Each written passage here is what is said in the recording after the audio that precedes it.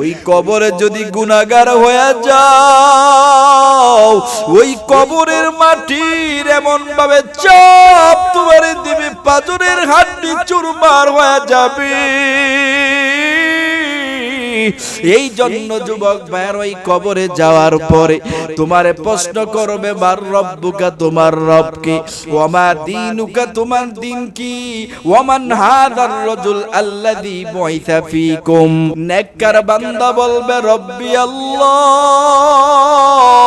আমার রব আমার আল্লাহ, দীনিয়াল ইসলাম, আমার ধর্ম হলো ইসলাম। আমার নবীর দেইকা বলবে উনি তো আমাদের নবী। আর গুনাহগার বান্দা ডাক দিয়া বলবে লা আদরি, হায় আমি কিছুই জানি না, কিছুই জানি না। দুনিয়ার জমিনে নেক আমল করি নাই, সুন্নত অনুযায়ী চলে নাই, নবীর আদর্শে আদর্শবান হই নাই। এই দুনিয়ার জমিনে থাইকা কত গুনাহ করলাম, এই দুনিয়ার জমিনে থাইকা কত নাফরমানি করলাম। ওই কবরের মধ্যে একা একা কেমনে থাকবারে যুবক, ওই কবরের কথা কি তোমার স্মরণ হয় না? ওই কবরে একা একা কেমনে থাকবা? এই জন্য মুসলমান ইমানদারেরা দুনিয়ার জমিনে যতদিন থাকবা নেক আমল করে করে বাঁচতে থাকো রে বাবা। এরে বান্দা সাহাবায়ে কেরামরা নবীর জন্য কত পাগল। আমার নবী দুনিয়া থেকে যখন বিদায় হয়ে গেছে, সাহাবায়ে কেরামরা পাগলের মতো হয়ে গেছে, আর সইতে পারে না। আমার নবী নাই, আমার নবী নাই। সাহাবায়ে কেরামরা চোখের পানি ফালা ফালা কান্দে।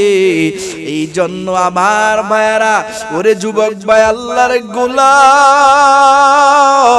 এই দুনিয়ার জমিনে কয়দিন আর থাকবা? এখনো পর্যন্ত সময় আছে, মাওলার কথা স্মরণ করো, নবীর মোহাব্বত অন্তরে ঢুকাও, নবীর আশিক হয়ে যাও, নবীর সুন্নতের উপরে আমল করো। এরে বান্দা, ওই কবরের মধ্যে যখন তুমি যাইবা, ওই কবরে তোমার সঙ্গী নাই, সাথী নাই, বাতি নাই, কেউ নাই। ওরে যুবক, তোমার দুনিয়ার বন্ধু বান্ধব তোমার এক সপ্তাহ এক মাস পরে তোমার খবর পর্যন্ত কেউ নিবে না। ওই কবরে যদি গুনাহগার হয়ে যাও, ওই কবরের মাটির এমন ভাবে চাপ তোমার দিবে পাঁজরের হাড্ডি চুরমার হয়ে যাবে। এই জন্য যুবক ভাইয়ের ওই কবরে যাওয়ার পরে তোমারে প্রশ্ন করবে বার রব্বুকা, তোমার রব কি, ওয়ামা দীনুকা, তোমার দিন কি, ওয়ামান হাদার রাজুল আল্লাযী বুইসা ফীকুম। নেককার বান্দা বলবে রব্বি আল্লাহ, আমার রব আমার আল্লাহ, দীনিয়াল ইসলাম, আমার ধর্ম হলো ইসলাম। আমার নবীর দেইকা বলবে উনি তো আমাদের নবী।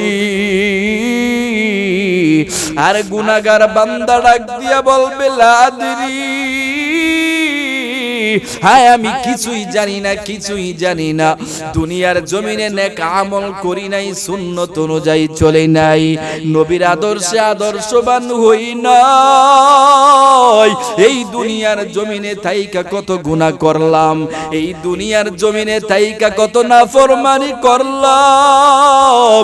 ওই কবরের মধ্যে একা একা কেমনে থাকবারে যুবক, ওই কবরের কথা কি তোমার স্মরণ হয় না? ওই কবরে একা একা কেমনে থাকবা? এই জন্য মুসলমান ইমানদারেরা দুনিয়ার জমিনে যতদিন থাকবা নেক আমল করে করে বাঁচতে থাকো রে বাবা। ওরে আল্লাহর বান্দা, দুনিয়ার জমিনে থাইকা নেক আমল করে করে যদি বাঁচতে পারো, নবীর সুন্নত অনুযায়ী যদি চলতে পারো, নবীর আদর্শে যদি আদর্শবান হয়ে যাও, যদি বেশি বেশি নেক আমল করতে পারো, আমার আল্লাহ বলে বান্দা, তোর জন্য আমি আল্লাহর জান্নাতে তো দামি একটা জান্নাত অপেক্ষা করি। ওরে বান্দা কোনদিন কল্পনাও করতে পারবা না।